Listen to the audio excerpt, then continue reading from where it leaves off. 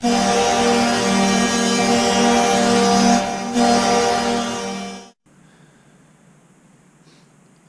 hockey players and hockey parents. Today is the sixth and last sports nutrition education module for the Utah Outliers, and we're going to talk about eating on the road and tournament nutrition, which is a little bit linked to what we talked in the previous module. So let me start it right away. So on the road again, right? Hockey, there's a lot of traveling involved with hockey, and it's important to meet your nutrition needs wherever you're going, and no matter how you're getting there. Okay, sometimes, especially in Utah, we tend to travel a lot on buses, but also travel with the plane, and that also brings different components and different problems or issues that we need to think about when we're traveling. So some of the essentials that we need to think about when we're traveling. Make sure you pack food or snacks in your carry-on items or in your carry-on bag or your school bag, so that way you won't have to buy food on the plane, because sometimes they offer that, but you're going to bring snack that you're familiar with. Also, make sure you bring non-food activity and schoolwork to prevent eating out of boredom, which means that you guys might have heard the term mindless eating before. So sometimes when you don't know what to do and you're just, again, bored, whether it's on the plane or at the hotel, you're just going to go buy food and just start chugging it. Or even if you go and watch Netflix, and then you don't know what to do besides that, you're just going to start eating a little bit more. So be careful with that. So make sure when you're traveling, you bring things that you can do to avoid overeating.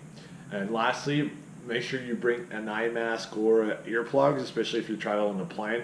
That way, it's going to support healthy sleeping habit, because sleep is really important when you're on the road, and not sleeping in your own bed and traveling a lot, and sometimes you even have time zone changes. It's important to make sure that you get as much as you can as far as like supporting your healthy sleeping habits.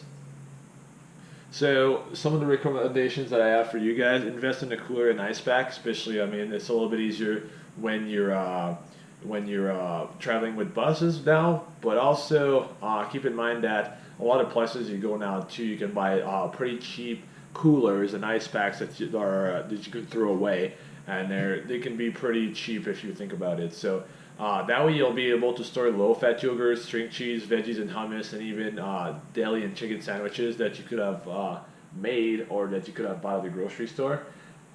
Shelf-stable food is always a good idea. Fresh fruits, especially if they're canned, crackers, tuna packets, nut butters, and trail mix are great ideas for snacks. And also packed beverages, whether it's water or your sports drinks. Okay. Moving on, so a lot of people are going to stay at the hotel, obviously, since we're on the road.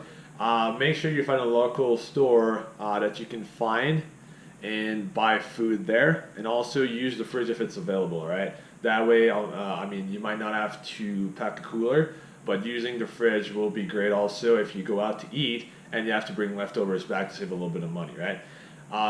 And again, continental breakfast doesn't mean healthy food, right? So try to avoid pastry and baked goods, which you can find a lot in those type of continental breakfasts. But use them to your advantage, right? If you want to save a little bit of money, a lot of times they're gonna offer fruits or really like simple whole food options. So if you can have bread down there, or you can get the peanut butter from there, fresh fruits, take advantage of that, right? Because that way you can save a little bit of money for the other things you can buy. And again, fruits and whole wheat bread and bagels is always a good option. And also, like I was mentioning earlier, it's really important to scout out what you got at the continental breakfast, because it varies a lot as far as like one hotel to the other. So keep that in mind. When you go to the restaurant, try to be smart as far as the option you're choosing. So if you have the choice between grilled or crispy chicken, always go with the grilled chicken salad or grilled chicken sandwich. Those are really good options that you can find in a lot of different places. Try to avoid high-fat condiments and dressings. So usually vinaigrettes are better options than dressings. So, and just a general recommendation, your white sauces most of the time are going to be a little more rich and fat. So try to avoid that. Again, focus on vinaigrettes more than anything else. And also try, like I was saying, try to avoid crispy chicken or French fries, of course. And if you, I know Subway's a really good option most of the time. It's a really popular option. So when you go there, make sure you get a whole wheat bread instead of your white bread, and also focus on lean meat. So don't go on like steak or something that's a little bit heavier that you might not be used to, or meatballs probably not the better option. And make sure you load up on veggies because that way that's going to help you to stay hydrated. And veggies are always good for sustainable source of energy, and you're gonna get a lot of vitamins and minerals at the same time.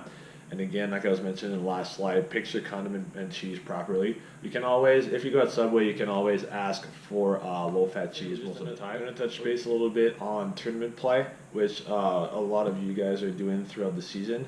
The main important thing I want you guys to remember is you want to make sure that you plan ahead. That's going to help you not only save a lot of money, but it's also going to be a lot easier on the players as far as where we can find food. So look at the schedule, look where you're going to play, look what's around it, and again, use your resources to make good choices. Most of you guys now have smartphones, so if you can go on Google, you can look where the restaurants are going to be. So make sure you take advantage of that. All right. The same thing. I know there's some phone apps where you can find it's called like Groupon, where you can find discounts food, and you can look up the menu. So make sure you take advantage of that. Increase carbohydrate recommendations, so especially if you play twice a day, and then 4 games in 2 days, that's a lot to ask. And if you go to the final games, it's even going to be a little bit more, right? We can go almost 6 games in 3 days. So it's important to increase your carbohydrate recommendation, but that also means that you need to plan out a little bit better as far as like when your bigger meals are going to be. Because if you try to eat, let's say you have a game at 8 and then you have another one at 1. You got to make sure that you wake up early enough to get a really good breakfast, and then you get enough time to eat right after. And so I know how it is sometimes when you just get done playing a game, you don't really feel like eating right away. So if you're that kind of player, make sure you have maybe smoothies options where if you don't want real tangible food that you have to chew right after, it might be a little bit too heavy. Well, at least you have a smoothie where you can have a lot of carbs in it, so you have time to digest that before your next game. Okay. Just a couple of snack ideas here: applesauce, fruit puree pouches, fruit smoothies, orange juice and spinach. Canned fruit and their own juice, pretzels, sports drinks, gel, and energy chews. Again, keep in mind that sometimes you might even be traveling the same day as you're going to be playing. So those are all food that's important that if you have an easy access to, you might be able to get a little bit more carbs right before your game, and that's really important because like we mentioned before, we don't want to go in competition being carbohydrate depleted. Last thing, again, parents, try to team up together, right? If you can buy like in bulk and then split the cost, that's also going to help reduce the it's going to help reduce the cost of your whole tournament, which can be pretty expensive, especially if you do 3 or 4 during the day. So that is actually it as far as the presentation goes. And again, that was the last module. I hope you guys learned a lot. I'm sure I had a lot of fun doing it. And I want to say thank you to the Outliers organization to providing me with the UHC and again having an audience to talk to. Feel free to reach out to me if you have any questions, and I'd be happy to help. Again, those are that's my email right there if you want to get a hold of me. And again, I hope that hockey players that were listening or even hockey parents learned a lot.